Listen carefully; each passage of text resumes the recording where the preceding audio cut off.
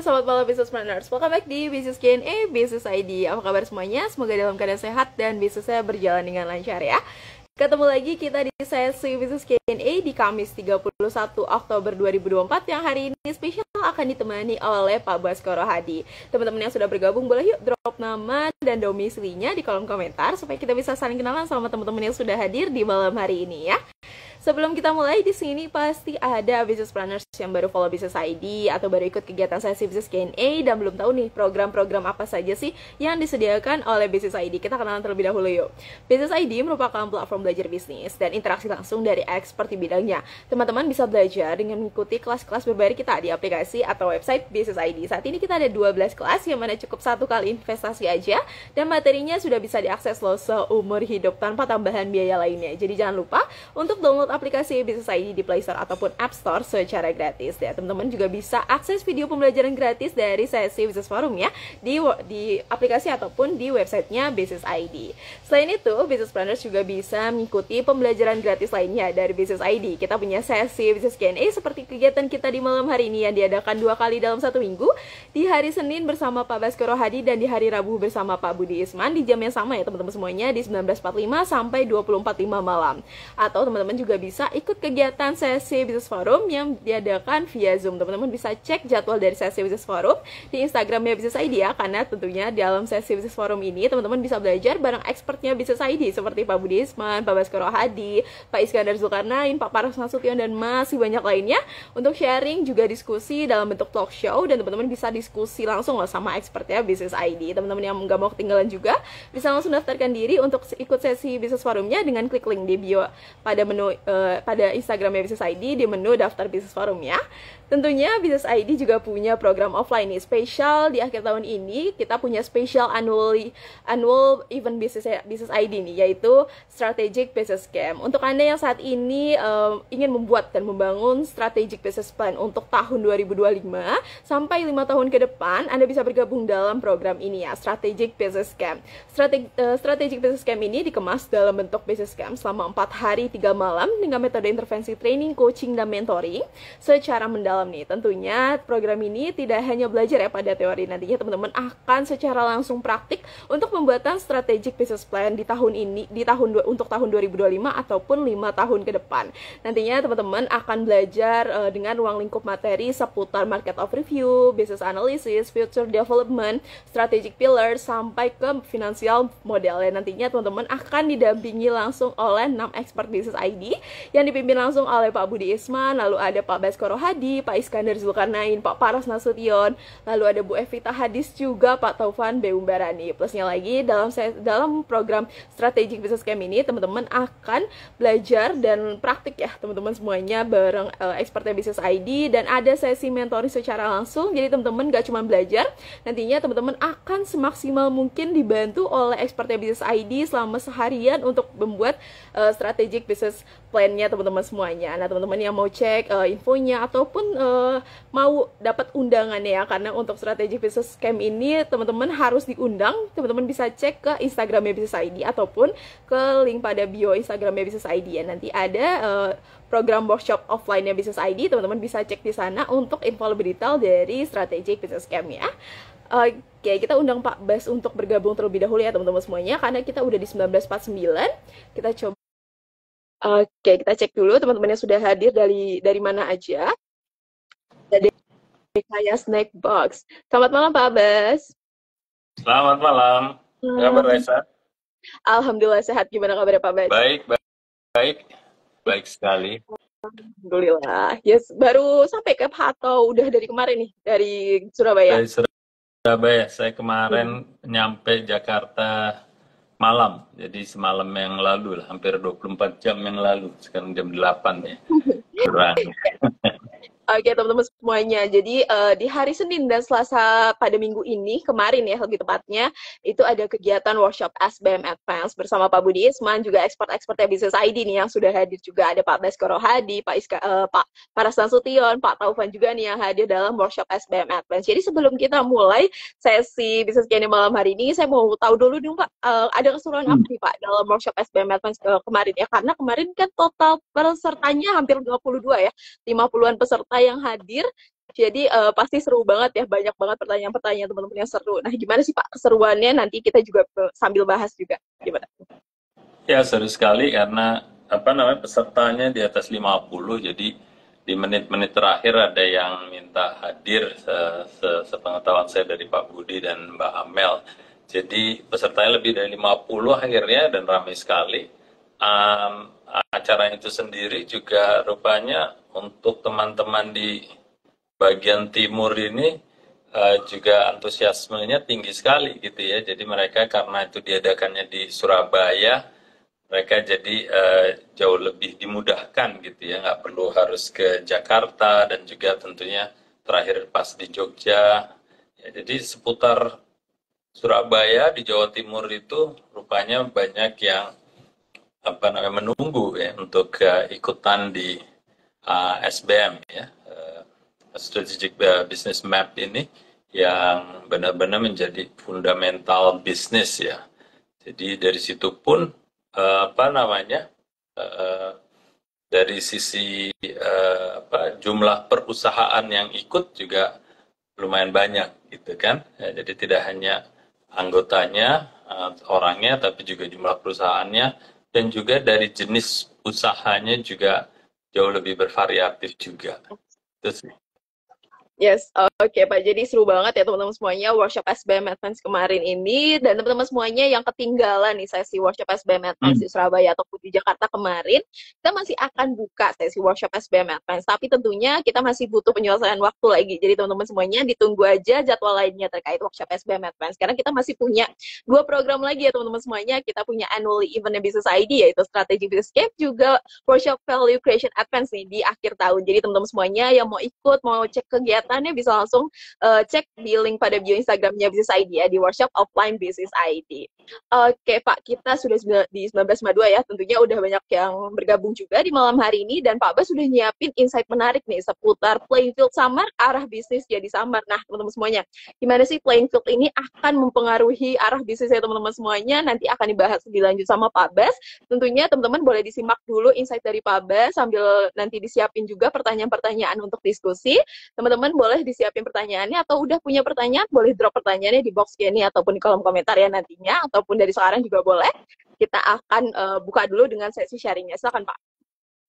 Ya, terima kasih Raisa. Terima kasih teman-teman yang sudah hadir malam ini. Dan kembali malam ini bukan Senin malam ya, Kamis malam karena itu tadi yang tadi disampaikan oleh Raisa, Senin Selasa. Kemarin kita ada acara besar SBM Advance di Jogja. Jadi ini hari Kamis ya. Saya hampir lupa sendiri tadi. Wah, ini kayaknya kok ada live IG saya kayaknya bukan hari Senin gitu. Ternyata memang apa program penundaan dari hari Senin kemarin. Selamat malam teman-teman juga nih yang hadir di sini. Ini ada Sambal Gami Solo ya yang hadir dari Solo, Solo. Sudah kedapatan Bapak Presiden ya di situ ya, orang Solo ya. Halo Abu Ismail Hajar, Dani Rangkas Bitung Banten. Halo Return Legacy Jogja. Ada Nuning ya di Pakem Jogja. Aneka Kue Lezat juga sedang merapat di malam ini. Ada Khairun Horuna Anwar, pengusaha plywood hadir. Nih plywood atau plywood nih pengusahanya nih. Oke, selamat bergabung nih. Dari mana nih pengusaha plywood nih? Coba tolong dimasukkan ke kolom komentar. Ada Gede Krisnawan juga. Nah, Gede Krisnawan dari Bali, wis. Dari Pulau Jawa dan Pulau Dewata hadir malamnya di sini. Ada yang dari luar Jawa ada nggak nih di sini nih? Saya kok nggak bisa baca ya.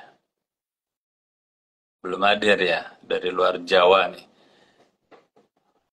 Oke, Horuna Anwar dari Temanggung. Wes, di Jawa juga, selamat bergabung.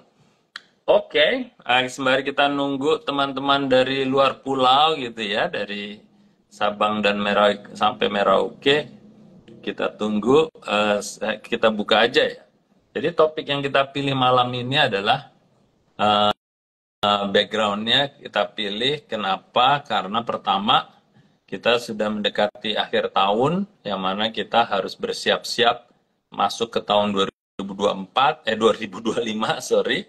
Terus yang kedua juga dari banyaknya pengalaman kami di saat perencanaan tahun depan itu, topik ini yang sering mengemuka karena belum jelas gitu, alias masih samar gitu ya. Nah, ini yang makanya saya pilih supaya kita bisa paling tidak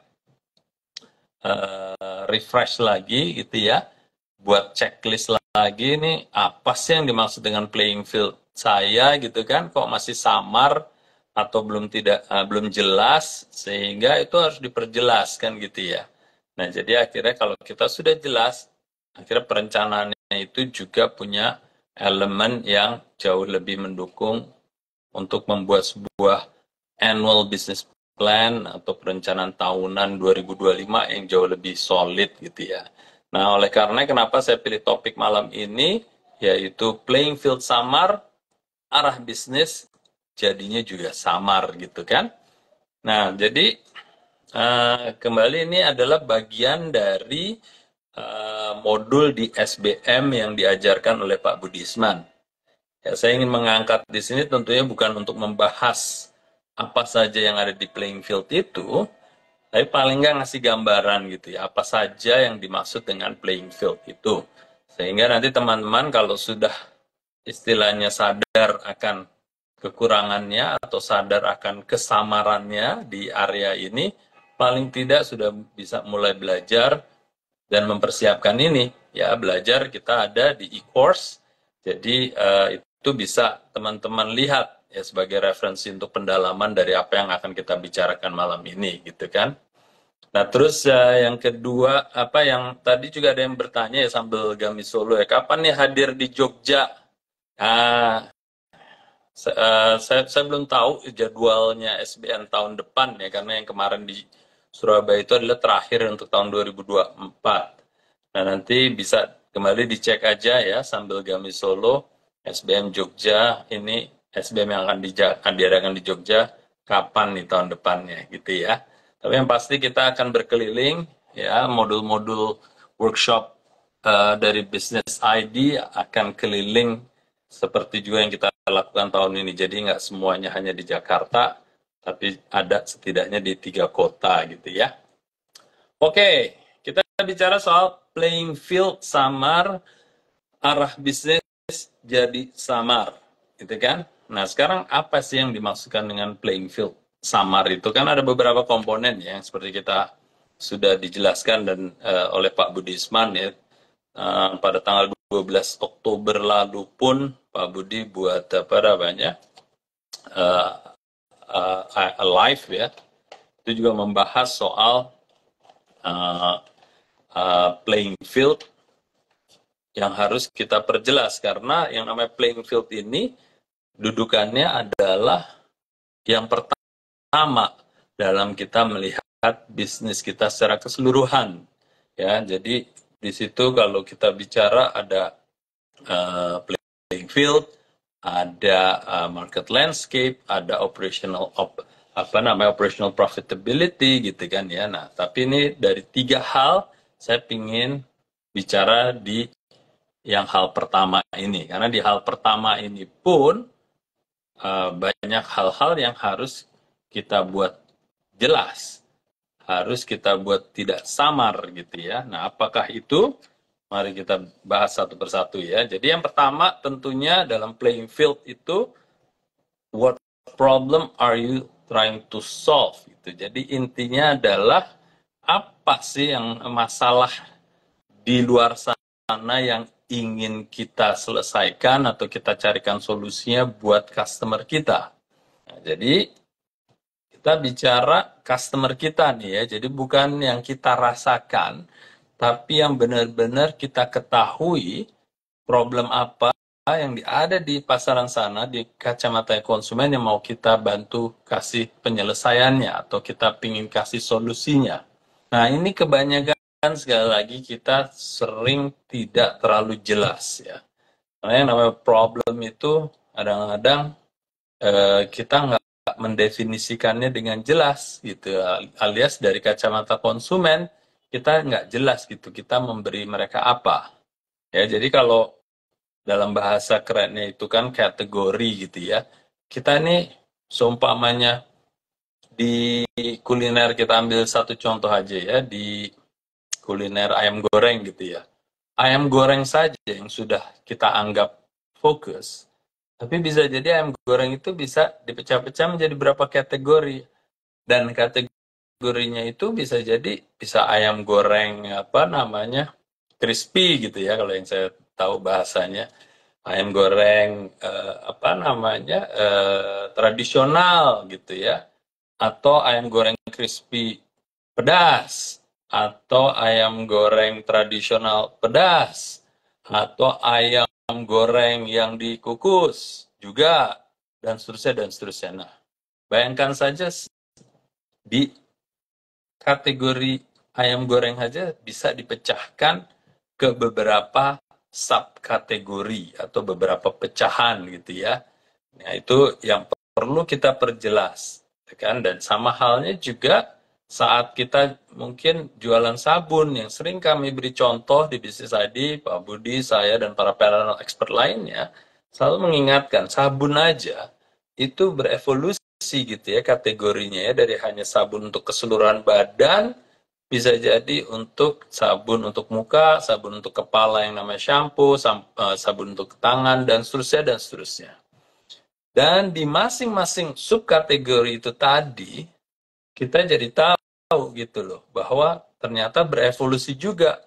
Oh, sabun muka, ada sabun muka berjerawat, sabun muka berminyak, sabun muka kulit kering, sabun muka, saya nggak tahu lagi nanti ke arahnya kemana lagi, deh, sabun muka kulit kasar, atau kulit halus, dan lain sebagainya, dan lain sebagainya.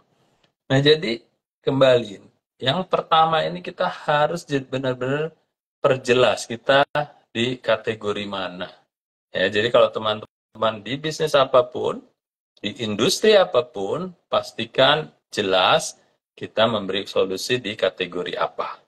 Ya, karena ini nanti implikasinya banyak nih, dari produk yang kita ciptakan akan benar-benar menyesuaikan.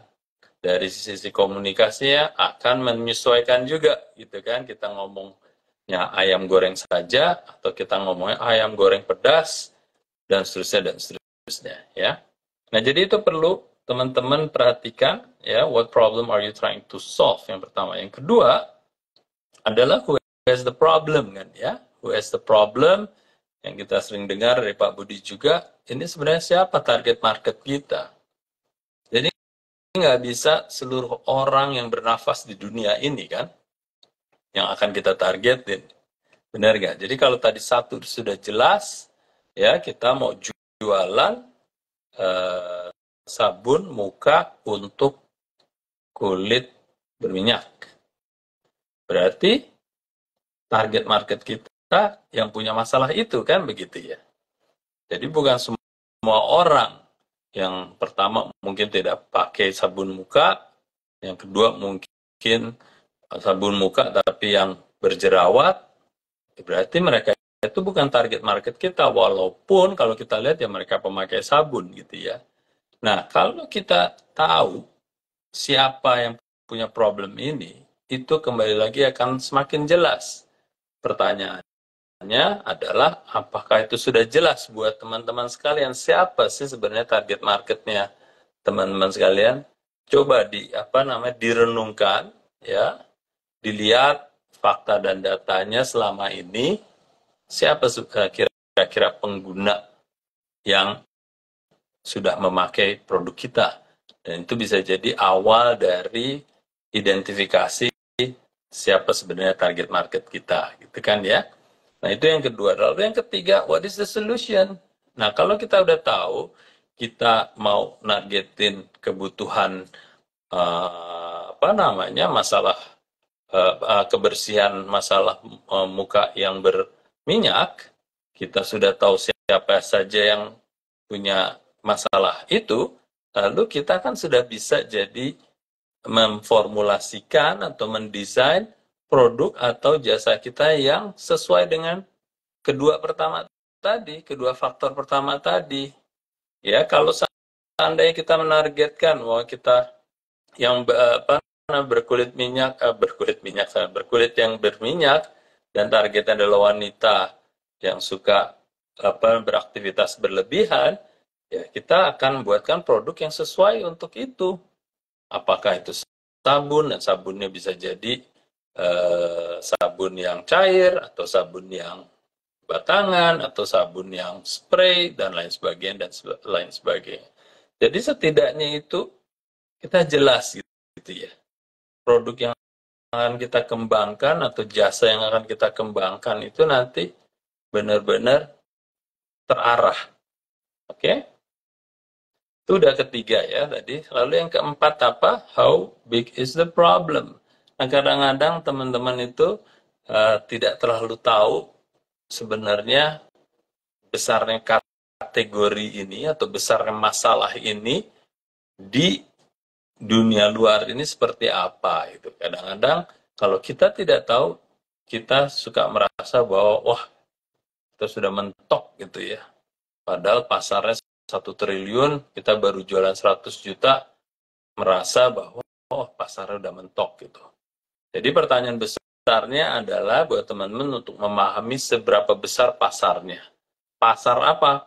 Pasar kategori itu. Jadi kita tahu, oh pasarnya 1 triliun gitu ya, dengan segala perhitungannya, yaitu secara teknis bisa kita lihat di modulnya SBM itu yang saya tadi bilang, cara menghitungnya. Nah, kalau kita sudah tahu anggapnya 1 triliun, ya kita jualan masih 100 juta, berarti betapa besarnya potensi yang belum kita garap, kan gitu ya. Ada 1 triliun minus 100 juta gitu kan yang belum tergarap. Nah, itu yang keempat. Lalu yang kelima, di playing field ini kita bicara soal what factors will impact your business. Nah, ini lebih teknis lagi, tapi saya ingin setidak-tidaknya adalah 4 pertama tadi kita harus merenungkan, kita harus catatkan, dokumentasikan, sehingga kalau itu sudah jelas playing field-nya, nanti untuk planning tahun depan, saya yakin dan seyakin-yakinnya akan banyak membantu teman-teman untuk buat planning yang jauh lebih solid gitu ya. Jadi ini tadi 5 hal yang perlu diperjelas ya. Yang pertama adalah what problem are you trying to solve? Yang kedua adalah who has the problem? Yang ketiga adalah what is the solution? Yang keempat adalah how big is the problem atau kategorinya.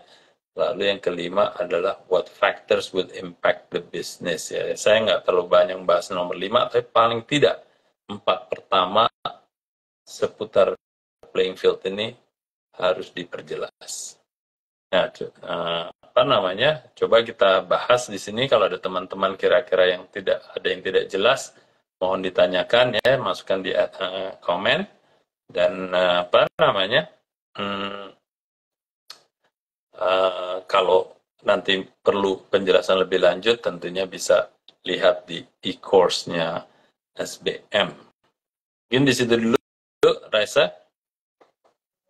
Yap, oke, terima kasih Pak Bas. Mohon maaf sebelumnya Pak kalau misalkan ada background pengajian, karena kebetulan Kamis malam Jumat dekat ada musola, jadi ada pengajian di sekitar rumah saya. Oke, tadi oke, siap Pak. Dari Pak Fahmi ya, yang ketiga itu what is the solution? Jadi apa solusi dari yang dibutuhkan nih. Jadi teman-teman harus cek dulu 1 dan 2-nya, baru teman-teman menciptakan solution-nya. Jadi what is the solution itu adalah pertanyaan ketiga dalam playing field yang akan dibahas lebih jauh ya dalam playing field. Nah, teman-teman semuanya, sebelumnya terima kasih ya Pak sudah memberikan insight nih, karena tentunya teman-teman tuh kadang melupakan ya Pak. Ini kan salah satu fundamental yang paling penting yang harus teman-teman tuh cek sebelum melangkah lebih jauh, apalagi buat teman-teman yang saat ini lagi bikin business plan ataupun lagi mempersiapkan bisnisnya untuk tahun 2025. 4 pertanyaan utama aja udah sebenarnya udah bikin pusing ya Pak. Kalau teman-teman refresh lagi, diulang lagi itu sebenarnya akan menjadi salah satu hal yang paling penting. Jadi teman-teman semuanya coba lihat lagi 4 hal tadi ya. What is the problem? Who has the problem? What is the solution? Sampai ke how big is the marketnya. Jadi teman-teman semuanya, Ya, 4 pertanyaan tadi itu bisa ngebantu teman-teman semuanya untuk mulai ngebangun bisnis teman-teman semuanya supaya lebih profitable, sustainable, dan growing di tahun 2025. Oke Pak. hmm, Jadi teman-teman semuanya yang udah punya pertanyaan untuk insight malam hari ini boleh banget ya di drop pertanyaannya di box Q&A ataupun di kolom komentar. Tapi sebelum ke teman-teman semuanya, saya mau tanya dulu ya Pak. Ini kan ya, yang paling menjadi dasar adalah kita lihat dari what is the problem, dimana kita harus melihat kategori yang akan kita masuki ya Pak. Kita harus lihat dulu peluangnya, lalu masuk ke kategorinya. Nah teman-teman itu sukanya adalah main masuk aja Pak, karena kan mikirnya bikin bisnis itu karena hobi dan udah menjalani aja tanpa nggak lihat nih problemnya apa sih yang ada yang pengen teman-teman perluas. Nah, gimana sih Pak ngelihat problemnya teman-teman bisa tarik nih supaya nantinya produk yang dihasilkan pun bisa maksimal gitu Pak di customer kita ataupun di target market kita. ya. Jadi memang mungkin 99,9% itu memang nyebur dulu. Itu kan kebiasaan apa namanya para entrepreneur Indonesia ya khususnya ya. Dan itu memang kenyataannya seperti itu. Jadi makanya saya tadi sampaikan kita renungkan kembali gitu ya. Kalau kita memang sudah kecebur di situ tanda kutip, ya kita harus kilas balik gitu loh. Sebenarnya saya itu masuk ke sini itu membangun memulai bisnis ini awalnya siapa sih? Apa namanya target market kita, problem apa yang mau kita selesaikan. Jadi wajar saja bagi saya pada kenyataannya kita sudah punya produk dulu atau kita sudah nyebur dulu. Tapi yang terpenting kita harus cepat-cepat sadar gitu ya. Karena dalam pembangunan bisnis ini, itu tadi setidaknya melihatnya ada 12 pertanyaan ya yang sering Pak Budi sampaikan gitu. Nah tapi di banyak kesempatan selalu kalau kita bilang ayo kita buat plan tahun depan gitu. Ini kita challenge ya, kita tanyakan 4 pertanyaan pertama dan yang pertama gitu dan yang utama sebagai basis pembangunan bisnis itu nggak jelas. Nah, gimana cara cari taunya? Ya, paling tidak apa yang sudah kita miliki ya kita pahami. Contohnya ya kita kalau sekarang udah mulai berjualan, kita harus tahu what is working gitu ya. Apa sih yang bekerja? Oh, ternyata saya tadinya mau jualan ayam goreng yang semuanya ada, tapi ternyata ada satu tipe ayam yang ayam goreng yang kita jual ternyata paling laris gitu ya. Umpamanya itu tadi, oh ternyata saya sudah mulai dikenal untuk jualan ayam goreng pedas gitu. Umpama ini sebagai contoh saja. Nah, berarti kan kita baru tahu, oh ternyata kita problem yang kita tanpa sadar selesaikan atau kebutuhan yang kita tanpa sadar awalnya penuhi, ternyata di situ. Nah, terjawablah pertanyaan-pertanyaan pertama tadi. Gimana melakukannya? Kita bisa mengamati dari data yang kita sudah punya, Raisa. Atau kita kalau belum punya data, kita lakukan survei sendiri gitu loh ya. Kenapa sih kamu datang makan di sini semua? Oh, saya suka ininya. Yang mana? Dan biasanya kalau kita kumpulin jawaban-jawaban itu dari beberapa customer kita, harusnya bisa membantu kita gitu. Jadi problem apa sih yang ternyata terselesaikan di target market kita. Jadi lakukanlah survei gitu lah. Lakukanlah survei gitu. Dan juga tadi selanjutnya, who has the problem kan kita punya data dengan mengamati. Oh ternyata yang datang itu ibu-ibu yang usianya segini dan yang suka berkumpul gitu ya. Wah, berarti itu target kita tuh, karena umumnya adalah dari kaum ibu-ibu, pamannya. Berarti jawaban kedua terjawab juga gitu ya. Pertanyaan kedua maksudnya, pertanyaan kedua terjawab juga. Terus yang pertanyaan ketiga, solusi apa yang kita kasih? Oh ternyata yang ayam goreng pedes yang disukai itu produk-produknya adalah ya seputar itu yang laku keras gitu ya. Dan juga mungkin ada tambahannya, oh ayam goreng pedas itu Yang pertama, lalu yang kedua ternyata ayam goreng pedas yang mungkin formatnya itu dibuatnya dipotong 9 atau satu potong yang utuh umpamanya gitu. Itu kan apa namanya what solution alias produk spesifik apa yang bekerja gitu ya. Nah ini kan hal-hal yang kalau kita belum punya informasinya, cara mudahnya itu ya melakukan internal survey yang kita bisa lakukan sendiri tanpa mahal dan tanpa susah gitu ya. Gitu Reza. Oke, baik Pak. Jadi semuanya kembali lagi ya Pak. Kalau misalkan teman-teman lagi bingung tuh step tadi ya Pak bisa teman-teman pakai. Lalu Pak yang Hmm. paling susah itu kan teman-teman adalah kalau misalkan mau masuk ya Pak ke bisnis nih, apa sih Pak yang menentukan kategori itu bisa bagus dan bisa berkembang lebih pesat lagi nih Pak? Karena tentunya kan kalau misalkan teman-teman coba-coba aja ya Pak, Hmm. belum tentu teman-teman bisa meresearch dengan baik lalu dan lainnya ya Pak. Nah gimana sih supaya teman-teman nih tahu kalau misalkan kategori yang dimasuki ini akan bagus dan terus berkembang Pak? Akan bagus dan terus berkembang. Jadi gini, apa namanya kita biasanya bisa memonitor gitu ya. Eh, Kalau kita sama-sama di kategori yang sudah terdefinisi tadi gitu ya, kalau kita sama-sama di ayam goreng, kita kan bisa lihat gitu ya, perkembangan kita dari waktu ke waktu dan perkembangan pemain-pemain yang ada di kategori yang sama. Saya bicara kategori yang sama ya. Itu kan bisa kelihatan tren masa lalunya ke belakang berapa persen gitu ya growth-nya. Ya estimasi saja gitu. Dan kita bisa lihat, oh apakah kita sesuai pertumbuhannya dengan pemain-pemain lain. Kayak gitu. Jadi itu akan bisa memberikan setidaknya gambaran bahwa kategori kita ini ke belakang kayak apa dan bisa kita estimasikan ke depannya seperti apa. Bertumbuhkah? Kalau bertumbuhkah berapa? Dan seterusnya dan seterusnya. Gitu. Jadi itu bisa mengasih gambaran itu ya, melihat diri kita dan diri pemain-pemain lain. Oke, baik Pak. Jadi kalau teman-teman sebelumnya males ya Pak ngeliat diri sendiri, teman-teman lihat aja kompetitornya supaya lebih gampang lagi ya Pak. Nggak susah nih. Jadi teman-teman jangan malu juga ya Pak kalau misalkan memang mau bisnisnya bagus, bisnisnya mau berkembang, mau profit dan sustainable itu ya harus melihat terus ya Pak. Jangan cuma Betul, stuck di bisnis teman-teman yang ada sekarang aja.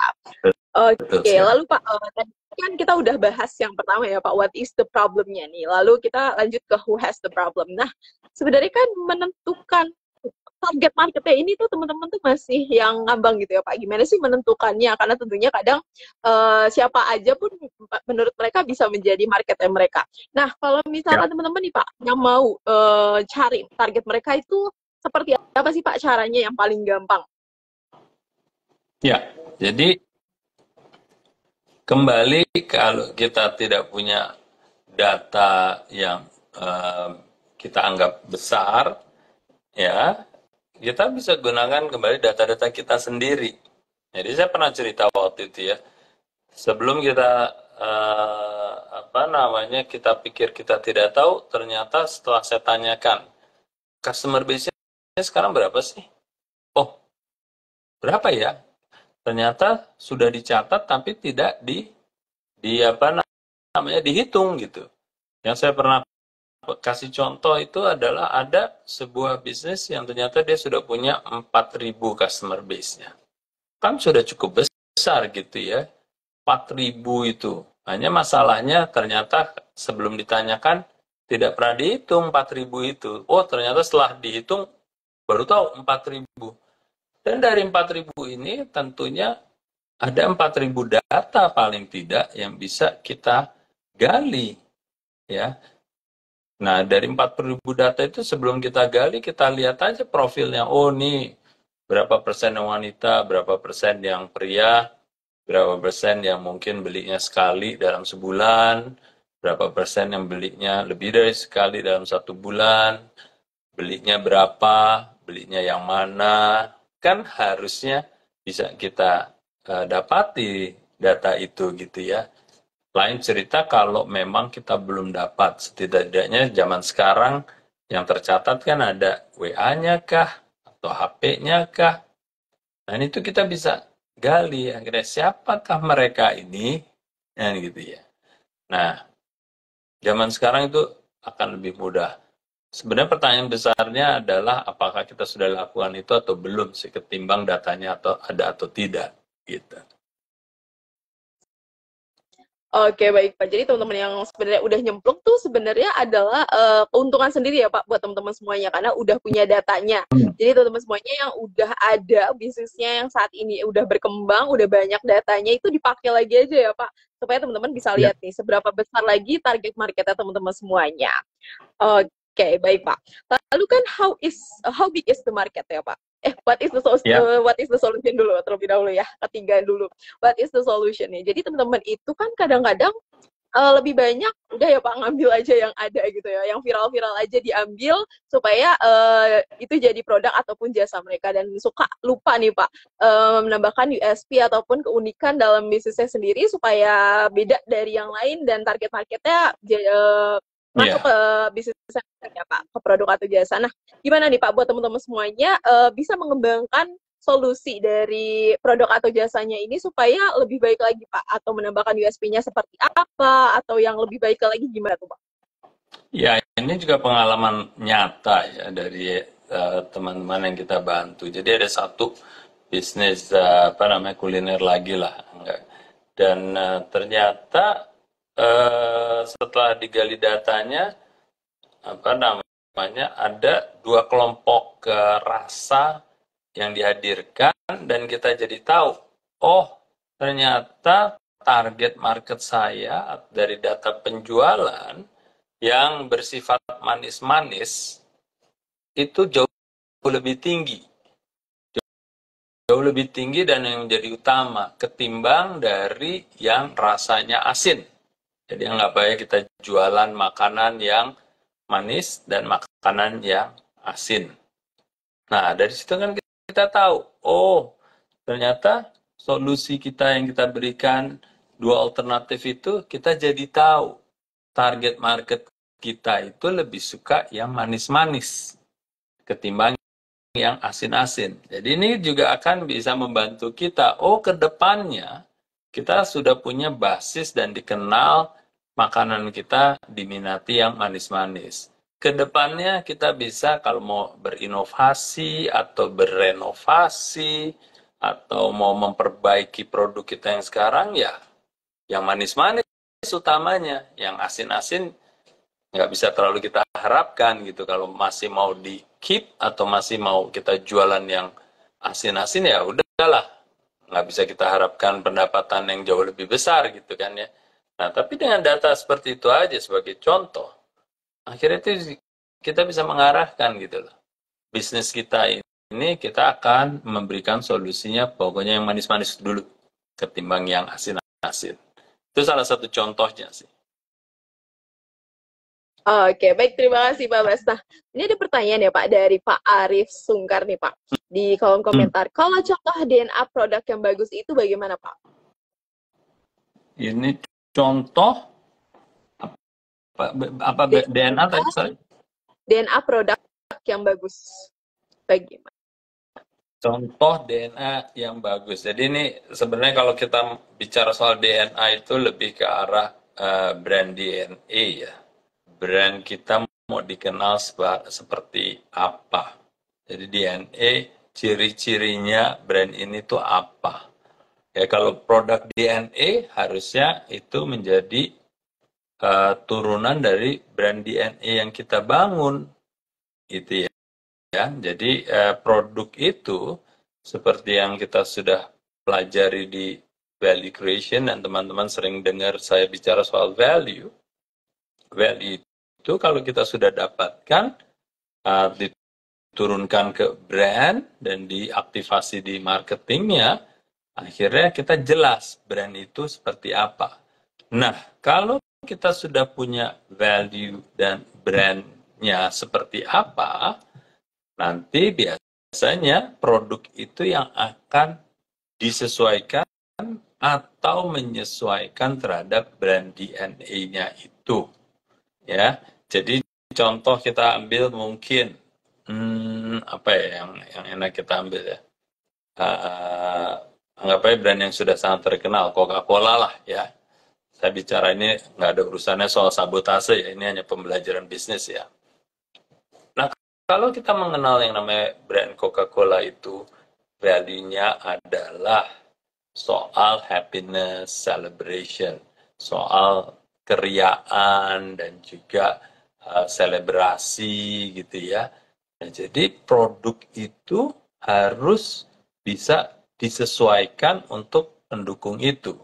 Jadi kalau itu kan sama ya, Coca-Cola sudah ada, lalu baru cari value, baru cari brand positioning, akhirnya menjadi brand DNA, dan nyatanya, oh Coca-Cola yang itu sudah cocok, tapi akan terbantukan lagi kalau seandainya saya mau membuat produk yang lain, berarti produk yang lain itu harus mendukung celebration dan openness itu, keterbukaan, ya keriaan, selebrasi, seperti apa? Akhirnya keluarlah yang namanya Coke Zero, ya, ada apalagi waktu itu ya, Coke Cherry, dan seterusnya dan seterusnya. Nah itu semua produk portfolionya, ya bahasa kerennya portfolio of produknya, itu tetap mendukung gitu, mendukung brand value-nya, yang tadi dibilang brand DNA-nya itu harus mendukung. Jadi dikala kita sudah punya value sama brand positioning dan brand DNA, biasanya kita akan membuat checklist lagi. Produk kita yang sekarang ada ini mendukungkah brand value-nya? Kalau iya, nggak masalah. Kalau perlu disempurnakan, ya kita buatlah perbaikan-perbaikan itu, gitu ya. Nah, kalau kita mau berinovasi, oh kita mau buat produk apa lagi ya, yang sama-sama masih berhubungan sama carbonated soft drink atau cola gitu ya. Wah, kita buatlah Coke Zero umpamanya, atau Coke setengah zero, atau less sugar, atau apa. Tapi tetap produk portfolionya mendukung brand value atau brand DNA itu. Semoga menjawab ya. Oke, terima kasih Pak Bas atas jawabannya. Semoga bisa membantu nih jawaban dari Pak Bas ya untuk Pak Arif Sungkar. Next saya ambil lagi dari box Q&A ya Sungkar Pak. ya. Ada dari Pak Hidayatullah Ibrahim nih Pak. Kalau sudah kebablasan nih Pak, gimana cara mendefinisikan ulang mulai dari mana sih Pak? Nah. Ya, Hidayatullah, terima kasih, pertanyaan udah lama nih. Jarang mampir di live hygiene. Senang saya dengar kembali dari Hidayatullah Ibrahim. Kalau sudah kebablasan, gimana cara mendefinisikan ulang mulai dari mana? Ya, mulai dari mananya, kalau saya suggest, kita harus belajar yang namanya value creation itu. Ya, jadi kembali ya, ini nggak bisa kita langsung bahas malam ini karena workshopnya aja 2 hari gitu ya. Jadi suggestion saya Hidayatullah, mungkin lihatlah e-course-nya dulu. Kalau masih di situ belum puas dan belum jelas, bisa ikuti workshopnya nanti. Tapi intinya adalah mulainya dari mana, ya kita kembali lagi, checklist lagi nih. Value kita apa sih? Gitu ya. Brand positioning kita apa sih? Itu kan sebenarnya yang menjadi acuan. Kalau kita sudah dapetin brand positioning, dan saya yakin teman-teman di sini sudah banyak belajar bagaimana membuat brand positioning gitu ya. Nah itu kita harus checklist lagi, brand positioningnya itu turunan dari value apa. Ya. Nah makanya ada yang namanya value creation, karena brand positioning itu adalah turunan dari value yang kita ciptakan. Kalau belum ada, ya kita harus ciptakan dulu.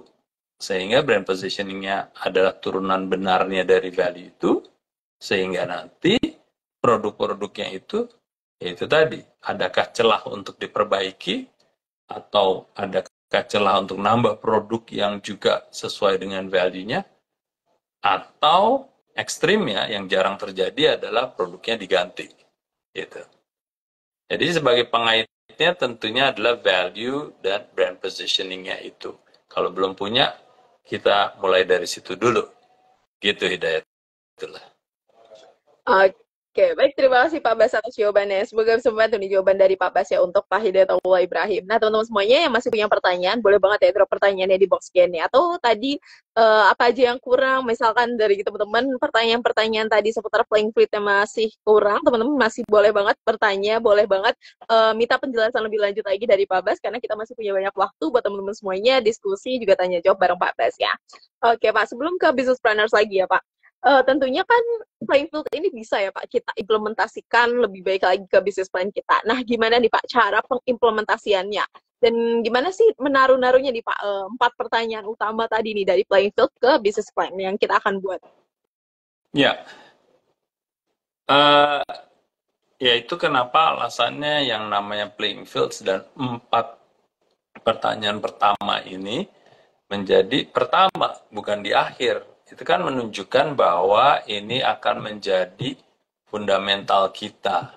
Jadi apapun yang kita kembangkan di dalam bisnis kita harusnya bermula dari sini, gitu ya. Sehingga pembangunan bisnis kita atau dalam kita menjawab sisa pertanyaan kalau di dalam konteks SBM itu ada 12 pertanyaan, itu akan menjadi jelas. Ya, kita akan semakin jelas dari 3 pertanyaan ini. Tapi sebaliknya, kalau yang 3-4 pertanyaan ini belum jelas, kesananya bisa semakin tidak jelas. Alias kalau kita punya arahan, kita belum tahu nih, kita mau ke arah timur atau ke barat dulu. Akhirnya kalau kita udah main ngegas saja, kita akhirnya bisa berputar-putar atau jalan di tempat kan gitu. Makanya di sini kita nyebut topiknya kan playing field samar, ya arah bisnis akan samar juga gitu kan.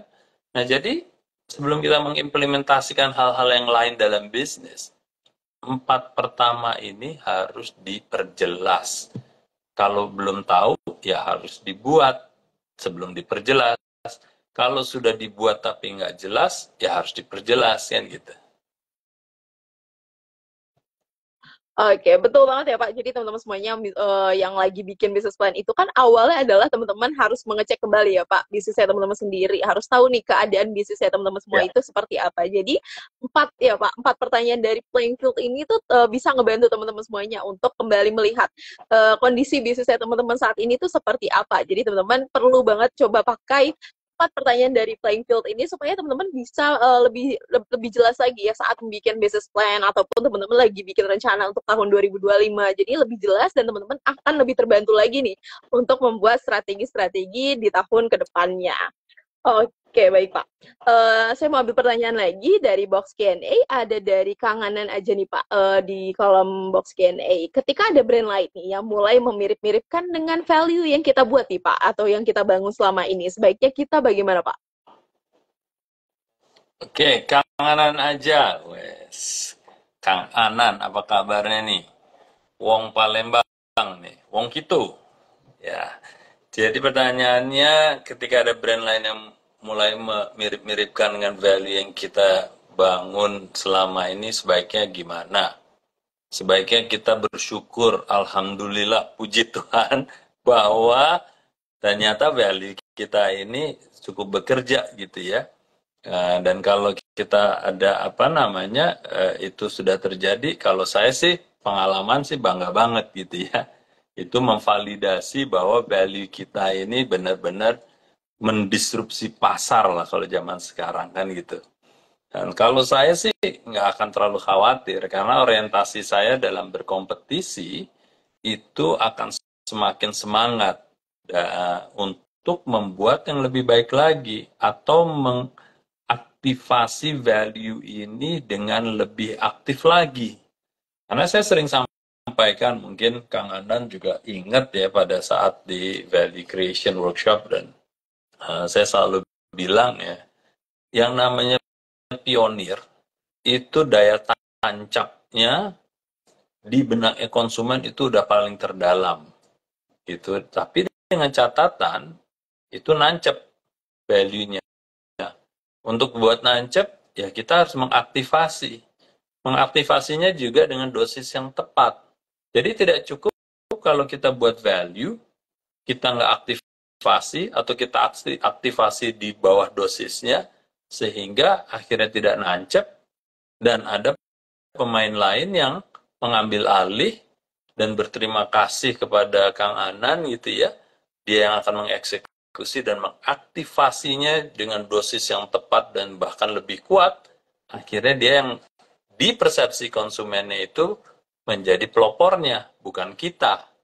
Ya, jadi pengalaman saya selama kita ciptakan value itu, lalu kita aktivasi dengan dosis yang tepat, lalu nancep di benaknya konsumen, persepsi itu akan terbentuk. Nah, itu kalau udah nancep, ada yang lain dianggap KW. Dan kalau kita dianggap yang pionir dan yang lainnya KW, sudah pasti konsumennya akan lebih yakin dengan barang yang pionir, bukan barang yang KW. Seperti itu sih, Kang Anan, kalau saya melihatnya. Jadi jangan terlalu khawatir, ya. Bahkan jangan khawatir kalau kita memang sudah punya value itu, kita aktivasi dengan dosis yang tepat, kita tancepin sedalam-dalamnya, yang lain akan menjadi pengikut, dan biasanya mereka dapatnya juga nggak akan banyak gitu loh. Oke, baik, terima kasih Pak Bas untuk jawabannya. Semoga bisa membantu nih jawaban dari Pak Bas ya untuk Kang Anan aja. Oke Pak, balik lagi ya ke topik malam hari ini nih Pak. Sebenarnya teman-teman itu pasti kan ngambil yang positifnya ya Pak. Tapi kalau misalkan negatifnya nih Pak, buat teman-teman yang sebenarnya nggak menerapkan nih Pak playing field dalam pembuatan arah bisnisnya nanti nih Pak. Gimana impact negatifnya dan gimana nantinya dampak buruknya nih Pak ke bisnis saya teman-teman semuanya. Ya, jadi pertama langkahnya adalah mengidentifikasikan. Ya, jadi kalau itu sudah kita identifikasikan dan kita dokumentasikan sehingga kita sendiri tidak lupa dan sehingga tim kita juga tidak ikut samar gitu ya dan jelas. Nah, itu harus kita implementasikan dengan konsisten dan dengan komitmen yang tinggi. Yang juga tidak jarang terjadi adalah setelah kita tuliskan ini, setelah kita dokumentasikan ini, kita tergoda.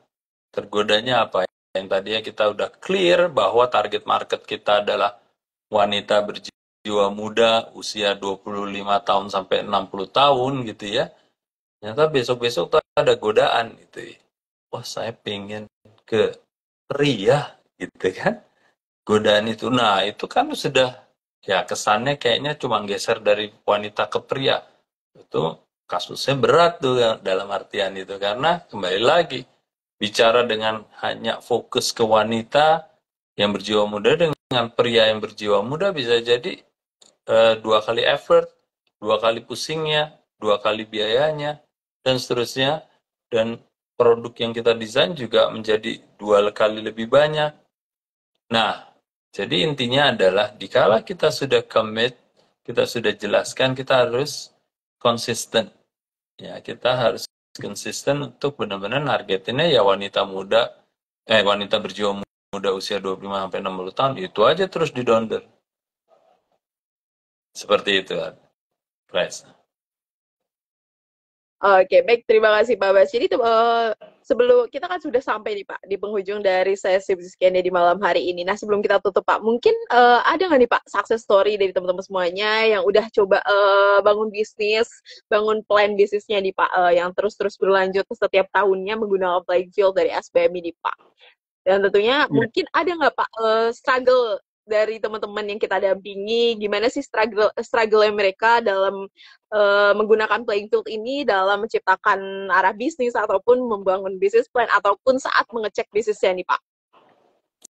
Ya, kalau saya pikir success story-nya sudah banyak kita sampaikan betapa pentingnya yang namanya fokus, betapa pentingnya mengklarifikasikan dari hal-hal yang mendasar ya, seperti halnya 4 poin pertama di playing field ini.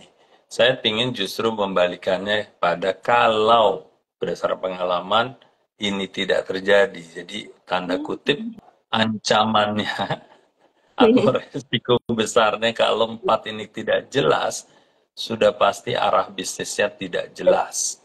Itu yang sering terjadi dan kenapa saya ingin mengingatkan teman-teman. Jadi kalau key success factor, key success story-nya orang-orang yang benar-benar mendefinisikan ini dengan jelas dan mengimplementasikan ini dengan konsisten itu sudah banyak.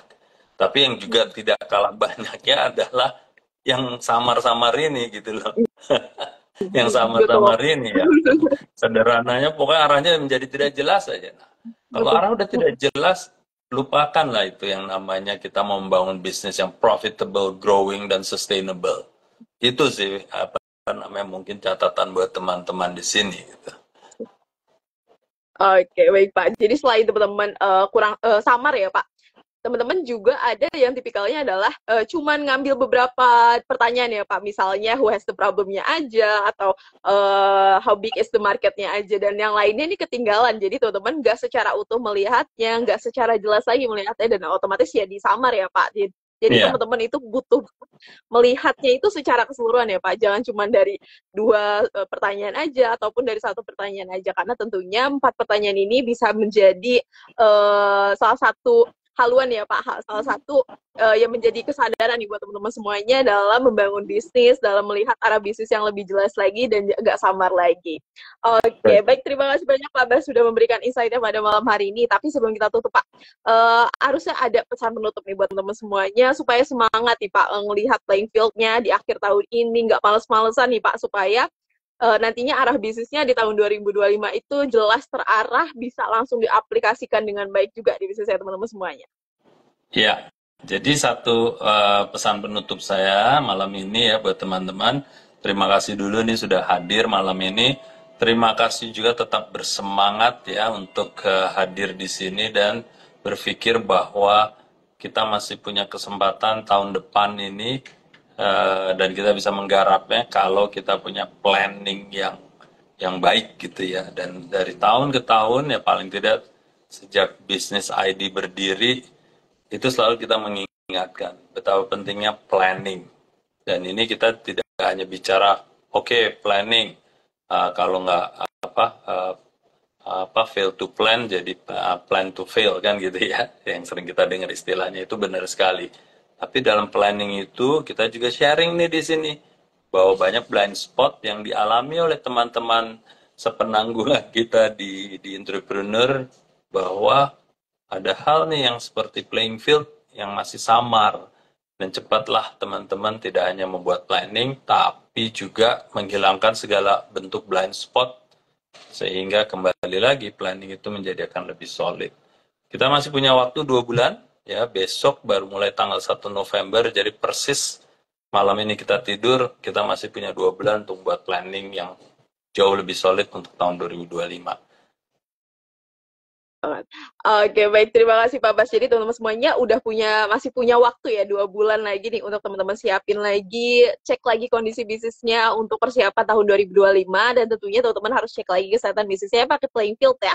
Dan buat teman-teman semuanya mau belajar lebih dalam lagi playing field, market landscape-nya, up sampai organization profitability-nya, teman-teman bisa belajar di e-course Business ID, yaitu SBM 7.0. Nah, teman-teman nanti akan belajar menggunakan 3 modul utama, yang playing field, lalu market landscape, sampai ke organization profitability ini dengan 12 pertanyaan. Nanti teman-teman akan terbantu banget ya untuk membangun bisnis plan ataupun membuat arah bisnis sampai ke strateginya. Jadi teman-teman semuanya jangan sampai nggak ikut, nggak bergabung, nggak join ya di course saya, karena kita akan membantu teman-teman semuanya dalam membangun bisnis yang lebih profitable, sustainable, dan growing pastinya. So, terima kasih banyak Pak Bas sudah memberikan insight di malam hari ini. Kita bersyukur banget nih Pak dapat insight yang mantep banget, karena udah tinggal dikit lagi nih buat teman-teman semuanya menyiapkan bisnis plan, menyiapkan arah bisnisnya di tahun 2025, dan langsung ketemu nih caranya gimana supaya teman-teman bisa terarah lagi dan lebih jelas lagi arah bisnisnya nanti ke depannya seperti apa. Nanti kita ketemu lagi di sesi bisnis Q&A ataupun di sesi bisnis forum lainnya. Sampai jumpa bisnis planner semuanya, dan terima kasih. Makasih Raisa, makasih teman-teman, sampai ketemu lagi.